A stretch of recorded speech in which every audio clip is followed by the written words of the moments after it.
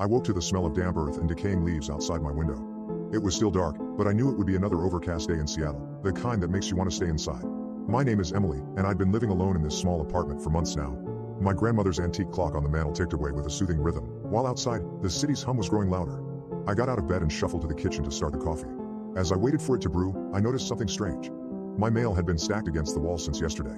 A small package caught my eye. It was wrapped in brown paper with a faint scent of lavender. The return address read, "Local florist," but there wasn't any note or card inside. Confused, I set it aside to ask Mrs. Jenkins from next door about it later. Mrs. Jenkins is an elderly woman who tends to her garden meticulously. Sometimes we chat over the fence when she's tending to hers and I'm hanging out laundry. Her presence usually makes me feel at ease, but today felt different, maybe because of the weather or this inexplicable package.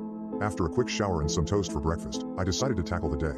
First on my list was grocery shopping, as I needed milk and bread anyway. The store wasn't too crowded yet, so I quickly picked up what I needed and headed back home. When I walked in, I noticed that Mrs. Jenkins had left a small potted plant on the doorstep, a pale blue forget-me-not with delicate petals. There was no note, but it seemed to match the lavender scent from the package earlier. Over the next few days, more unmarked packages arrived. A book of pressed flowers, a hand-painted vase without any visible signature, and even a small wooden bird figurine perched on my windowsill at night. Each delivery added to an unsettling sense of being watched or monitored. I started wondering if someone was playing a prank on me, but the items themselves didn't feel like a joke. One evening as I walked back from the grocery store, the sun had finally broken through the clouds. I caught Mrs. Jenkins tending to her garden. This time, however, she seemed distracted and hunched over. Her usually neat garden looked neglected. Weeds poked out of the soil, and some of the flowers were drooping. I felt a chill run down my spine as I watched her.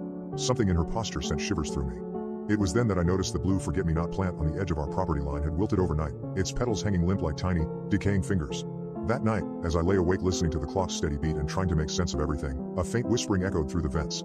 It was an almost imperceptible hum, similar to the background noise of the city outside, but it seemed to be growing louder. The next morning, when I finally got out of bed, Mrs. Jenkins stood in my living room, her face ashen and twisted into a grotesque grimace. In front of her was my grandmother's antique clock on the floor, its mechanism torn open like an exoskeleton. On the wall opposite, above where the plant had been perched earlier that week, was scrawled in faint letters, "I'm watching."